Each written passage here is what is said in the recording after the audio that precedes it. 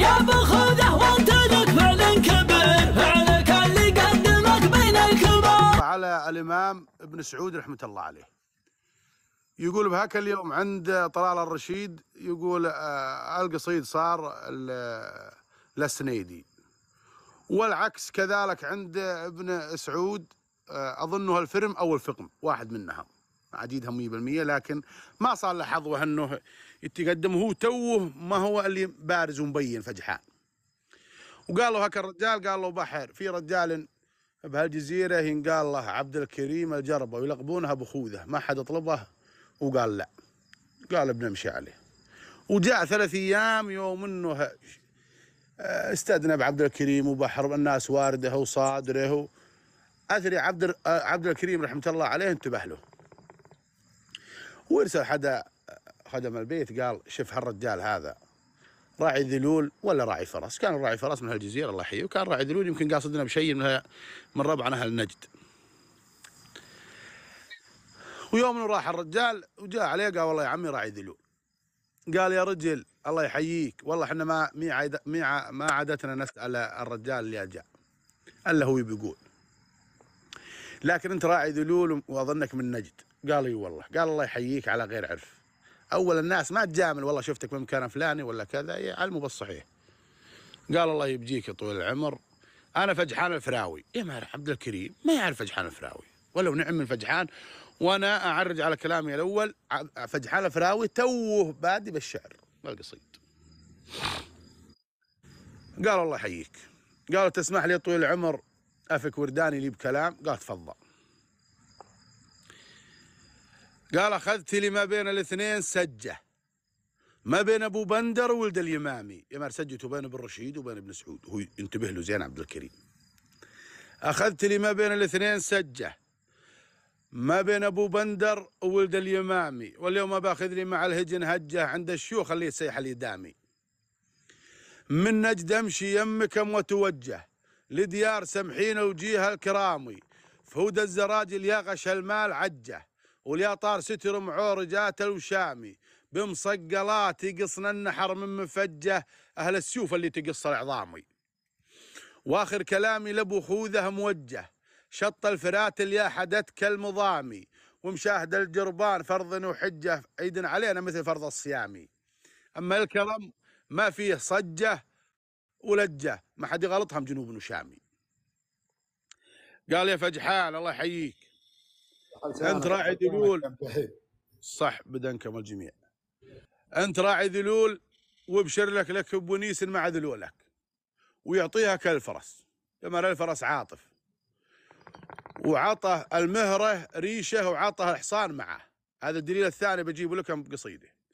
وينكس لها اول الناس تعطي الفرس عن 50، وينكس له ويجي على كالديوان. المهم وياخذه هك الرجال، قال يا طويل العمر، يقول للإمام الرجال حط له ابيات تشبيه، يقول مشاهد الجربان فرض وحجه، عيدا عليها مثل فرض الصيامي. قال خليه يجي.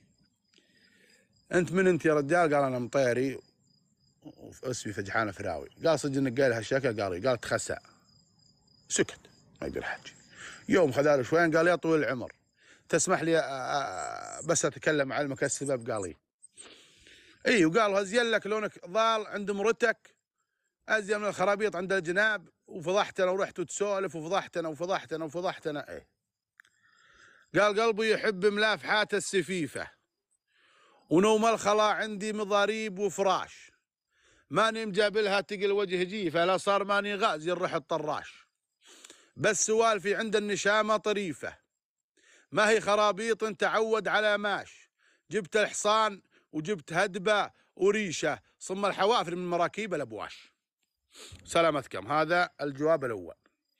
نبدي بالجواب الثاني. الجواب الثاني، عبد الكريم اكبر واسمى من ينقال له تلتحق بالجيش العثماني.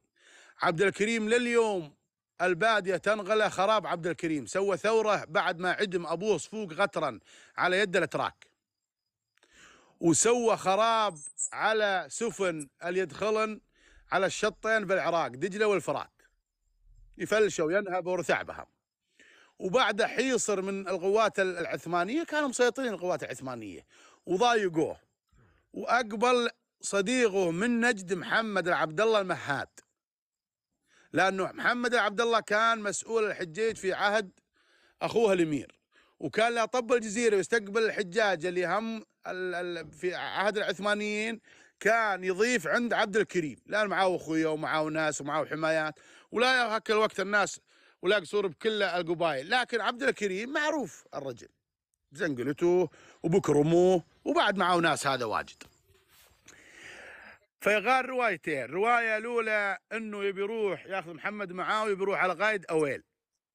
قائد اويل يقول يميل للعرب، فلان الاويل عثماني بديره المدينه المنوره. والروايه الثانيه بيرتفع للعراق، وانا اسولف مثل ما حفظ التاريخ، التاريخ ما يرحم. والحقوا رجال منا السعدون معروف، احنا بجيبكم قصه هزاد وقصيته، واعزموا قال والله من ممرح بلخله يا عبد الكريم ندخل على الله.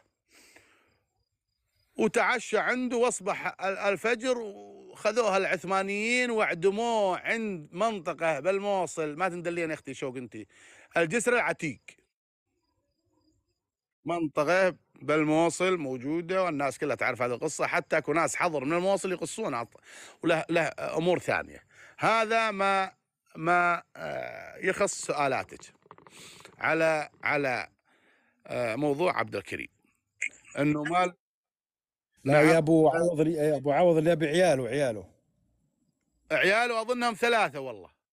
ايه هين محمد وكاد له عيال، له مطلق معروف، بس ابي عبد المحسن وصفوق. عبد المحسن ولد عبد الكريم. ايه لهم مارثي ولا ما تدري؟ لهم عيال ولا؟ والله اني ما هي لهم عيال. الحضربي يمكن يدري اكثر. سعود عبد المحسن وعنتر عبد المحسن عربان. ممتاز. لكن خضير الصعيليت له ابيات انا عاد الحضربي بيعاونن عليهن. كلنا نعاونه، بس ايش تبي؟ الله يستر عليكم الجميع. يقول خضير الصعيليت يقول قصد على عبد الكريم: يا شيخ أنا جيتك على فطر الشيب، جزاي من دار المحلين دباب، دبا علي بقل نجمها بتغريب، قل المواشي يذر كل من دارك، من دارنا جيناك لدارك مغاريب، يوم النجوم اللي يتغارب ولا غاب، متخيرك يا منقع الجود والطيب، متخيرك يا منقع الجود والطيب، لا سلم الله للجاويد طلاب، سلام من قلب محب بلا ريب، له يستني للشيب والشيب من شاب، يا جوهر الناريز يا عطر يا الطيب، يا الليث يا اللايوث يا الشبل يا الداب يا الفرس يا المفراس ضد الجانيب. اخر قصيدته يقول: عاد بكشاره تنكب الفراد المحانيب، والسمن فوق مفطح الحيل صباب. وشايف عاد شلون يقول النوبي يا الحثربي، وبالسيف الرقاب من لا العدا ولا جانب، ترجع بها غرات ضدك بالاسباب. ايه فانا هذا اللي عندي والله